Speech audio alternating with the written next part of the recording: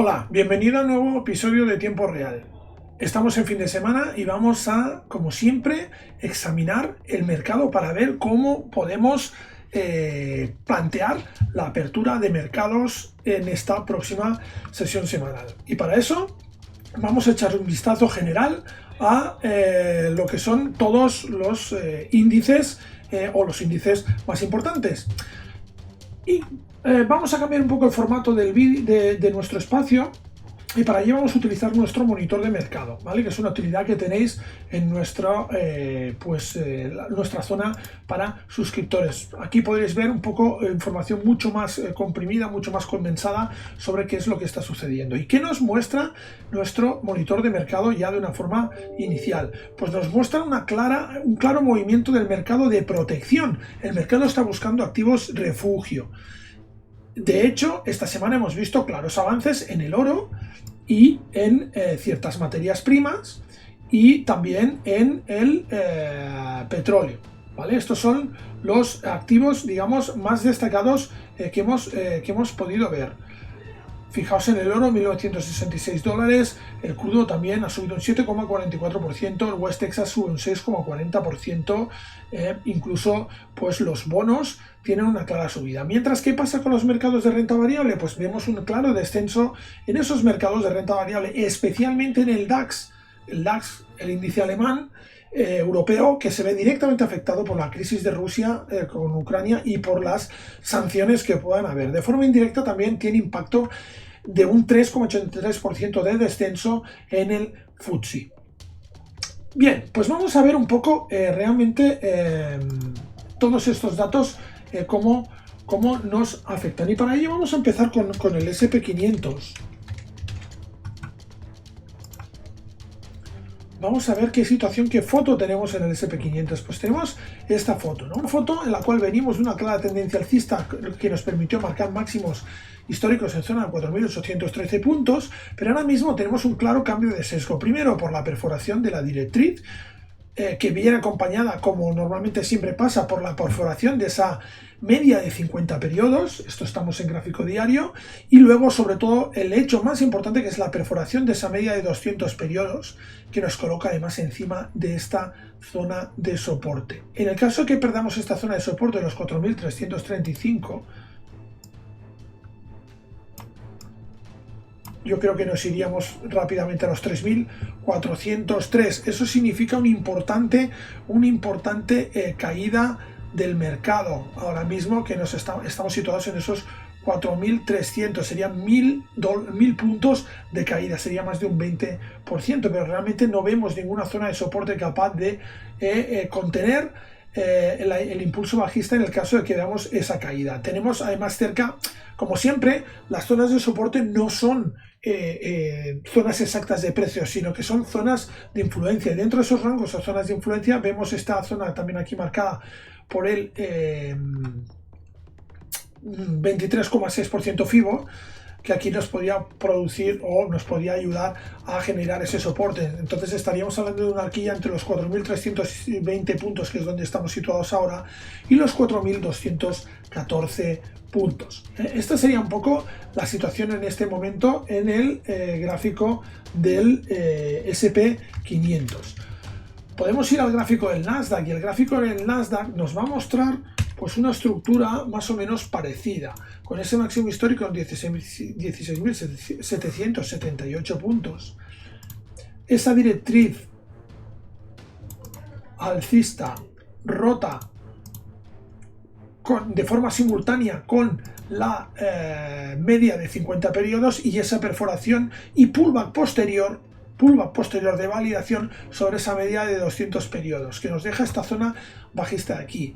Y esto en este momento lo que nos impulsaría es a buscar la siguiente zona de soporte, que son los 12.187 puntos, ¿vale? Esa sería la zona sobre la que estaríamos trabajando en caso de no recuperar,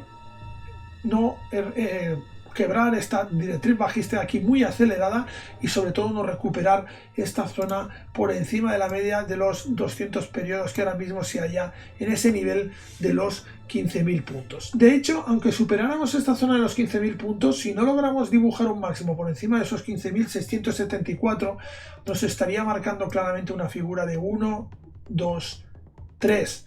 Y por lo tanto seguiríamos teniendo impulso bajista en el índice SP500. Nos vamos al Dow Jones, y con el Dow Jones, pues bueno, podemos tener una estructura ligeramente parecida, aunque vamos a ver las diferencias que pueden haber. Vamos a trazar esta directriz, fijaos, perfecta esta directriz bajista con pullback de confirmación, la directriz, perdón, de tendencia alcista. Esta directriz está muy clara. Vamos a marcar,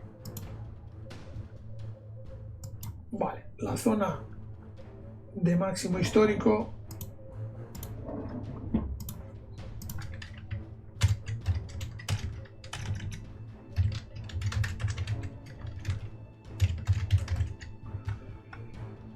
Perfecto.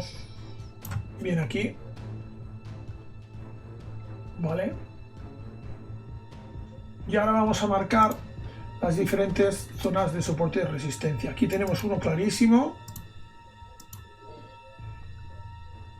Y es que por debajo de esto, fijaos que no tenemos mucha cosa más, ¿eh? Y esto es lo preocupante. Ahí está. Vale. ¿Qué tenemos en el Dow Jones? Lo mismo.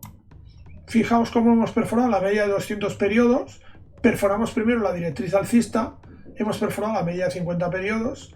Perforamos la línea de 200. Estamos situados encima del soporte en los 33.527. En el caso de pérdida zona de soporte, pues claramente objetivo 29.543. Esto sería un poco pues lo que ahora mismo nos está dibujando el Dow Jones con esta directriz súper acelerada de caída.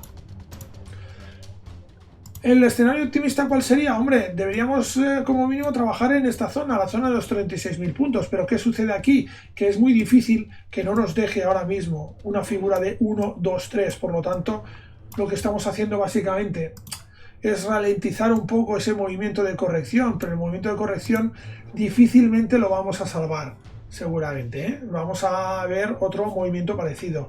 Porque para digamos, desactivar esta dinámica tendríamos que entrar a trabajar en zonas superiores a máximo, y eso ahora mismo pues la verdad es que es bastante complicado, teniendo en cuenta la crisis de Ucrania, teniendo en cuenta cómo están los tipos de interés en Estados Unidos y toda la dinámica que tenemos en este momento. Esto se demuestra o se antoja pues un poco complicado, eso siendo ya pues optimista. Vamos a ver, podemos ver también el mercado japonés.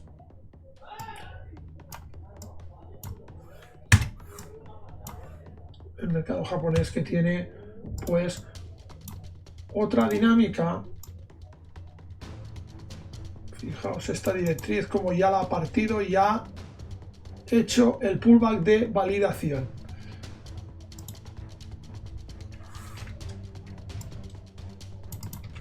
Vamos a poner aquí zona de soporte, claramente aquí, zona de soporte,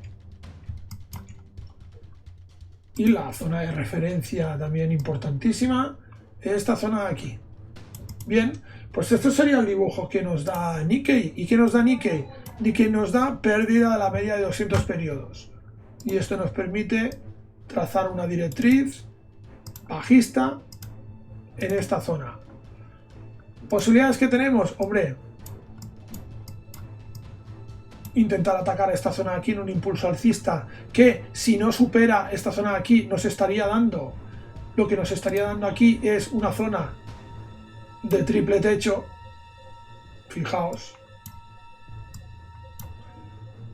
¿no? Lo que nos daría aquí, nos daría esta zona de triple techo también peligrosa. Por lo tanto, estamos dibujando una clara figura bajista, no podemos decir otra cosa.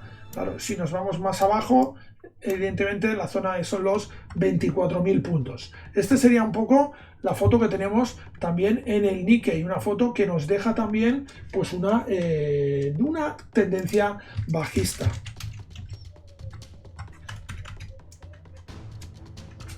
Vamos a ver si podemos. Vale. El DAX tiene evidentemente un aspecto bastante peor que los índices, pues por ejemplo, norteamericanos. Bien. Tenemos aquí una directriz, tenemos aquí otra directriz con pullback de pérdida y tenemos aquí otra directriz. Esto ya tiene un aspecto bajista muchísimo más importante que lo que hemos visto en los otros activos. Pero aquí lo que está claro es que evidentemente el DAX tiene un condicionante externo muy importante, que es la dependencia energética de Rusia, de las empresas alemanas, y por tanto pues esto evidentemente está pesando de una forma importantísima en el mercado. Fijaos qué feo, qué aspecto más feo tiene esto. ¿Por qué? Porque tenemos una rotura de la media de 200 periodos, y así como en los índices anteriores hemos visto claramente cómo había esa pérdida de la media de 200 periodos y se estaba intentando recuperar esa media y teníamos como objetivo negativo, objetivo pesimista, la próxima zona de soporte, aquí en el DAX es que ya ha llegado a esa zona de soporte. Fijaos cómo ya ha llegado a esa zona de soporte. Entonces, digamos que la tendencia, la fuerza bajista aquí o el movimiento bajista va adelantado respecto al resto de mercados. Desde aquí, ¿qué es lo que deberíamos ver? Fijaos además qué presión bajista hay que nos ha dejado este gap. Bueno, yo creo que deberíamos ver un rebote, ¿vale? Pero ese rebote difícilmente va a llegar otra vez a esta zona de 15.000 puntos y ya no os digo recuperar los 16.000.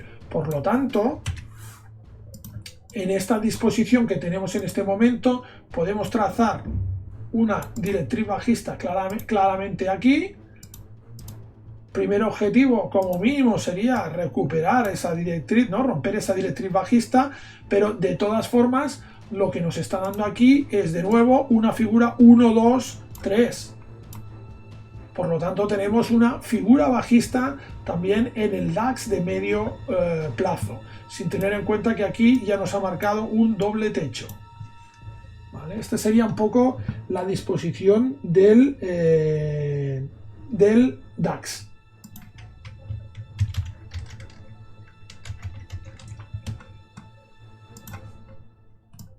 Vamos a ver también el FTSE, otro de los índices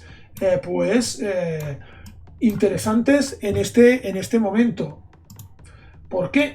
Porque hay mucho capital ruso en Londres, en la City londinense, y esto también, pues evidentemente puede influir. Vamos a ver, vamos a dejar aquí las zonas de soporte. Mira, aquí tenemos claramente otra zona de soporte.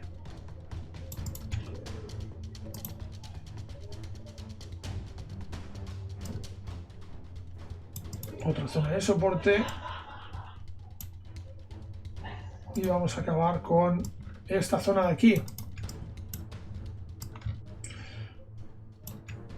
Bien, esta es la disposición que tenemos ahora mismo en el FTSE. ¿Qué foto nos da el FTSE?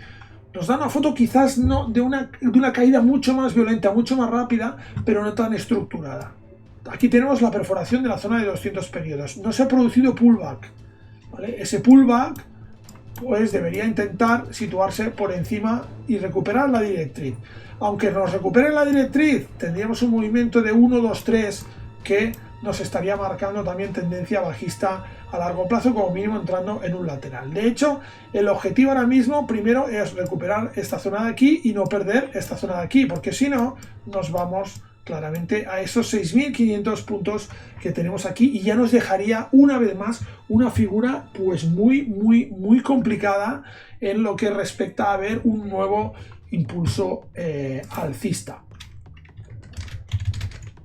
¿Vale? Y ahora nos vamos al oro. ¿Qué ha pasado con el oro? Pues evidentemente el oro pues ha tenido un comportamiento distinto.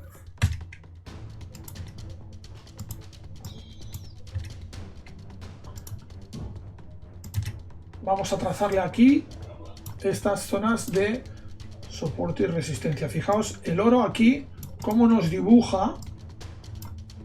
Ahora vamos a ver. Bien.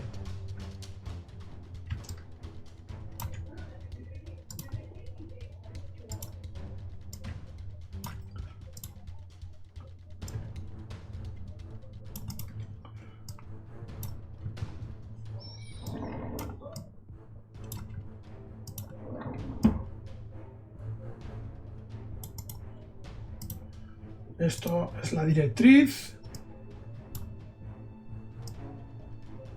que aún no ha testeado. Es decir, tenemos una directriz importante desde el 21 de agosto de 2018 y esa directriz ha despegado desde aquí y ha generado una directriz acelerada que es la que está recuperando en este momento. De hecho, nos marcó máximos el 7 de agosto de 2020. A partir de aquí hemos visto como el oro pues tenía esa tendencia, digamos, suave a la baja y se ha ido a apoyar en esta zona de soporte de los $1.756, pero fijaos aquí cómo hace esta estructura redondeada. Esa estructura redondeada indica una aceleración exponencial y progresiva de la subida del movimiento del precio, que vemos reflejado también aquí en esta, digamos, subida espectacular del volumen. Claro, esto viene debido a, sobre todo, a la incertidumbre que hay en estos momentos. Esto nos posiciona en niveles de 1970 puntos, ligeramente por debajo de los $2.000, que seguramente no podemos marcar aquí como zona de resistencia de soporte, pero es una zona psicológica pues muy importante.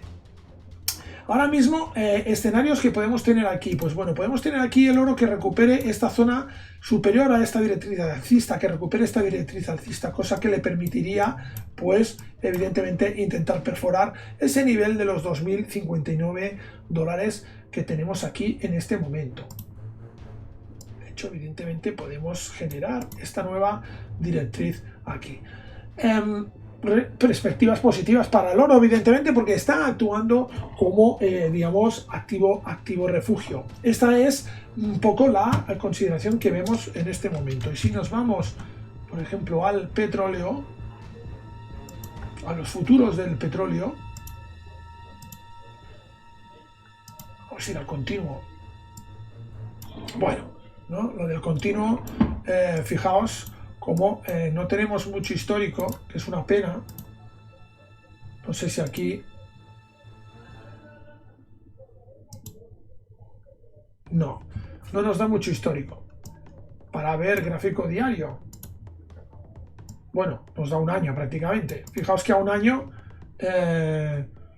fijaos esto como lo tenemos. De hecho, vamos a intentar ver si podemos analizar con más perspectiva el petróleo. Siempre es un activo complicado de analizar porque muchos brokers pues no te dan mucha perspectiva, ¿vale? Esta es la pega. No, los futuros tampoco los tenemos bien. Bueno, vamos a trabajar con este gráfico para cerrar ya nuestro tiempo real, nuestro espacio de tiempo real. Que vemos, evidentemente, lo que vemos aquí es un gap de apertura con la fuerte presión alcista, que eso significa escalamos hasta los $115. Zona clara de soporte, resistencia.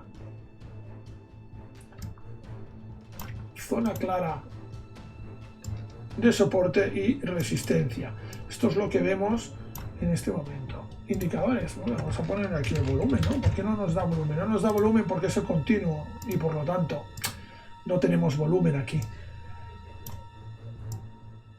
Vale, bien.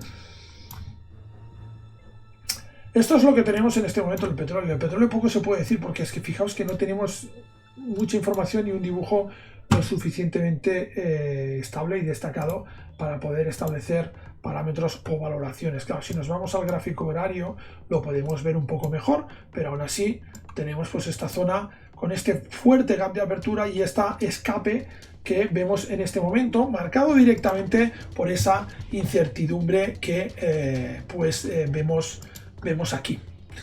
Esta es la situación y la foto que tenemos en este momento en el mercado. Fijaos como todos los índices de renta variable pues los tenemos en esa clara posición defensiva, rompiendo esa media de 200 periodos y por lo tanto marcándonos como máximo en un escenario muy optimista una figura de 1, 2, 3 que nos podría marcar una tendencia más fuerte en el corto plazo. Vamos a cerrar viendo también nuestro gráfico de bonos a largo plazo con la rentabilidad del bono, en donde aquí sí que nos ha dado un respiro y vemos como claramente pues esa rentabilidad del bono ha sufrido un fuerte descenso esta semana, dándonos ese pequeño respiro en los mercados. Pero cuidado, porque de hecho, fijaos como cuando el bono llega a estos límites, a esta zona técnica de canal bajista, esa rentabilidad del bono, hemos tenido esos importantes descensos en los mercados de renta variable. ¿Puede ser este el preludio de ese gran descenso? Pues no lo sé. Pero otra vez se está cumpliendo este esquema que hemos visto de forma histórica en el largo plazo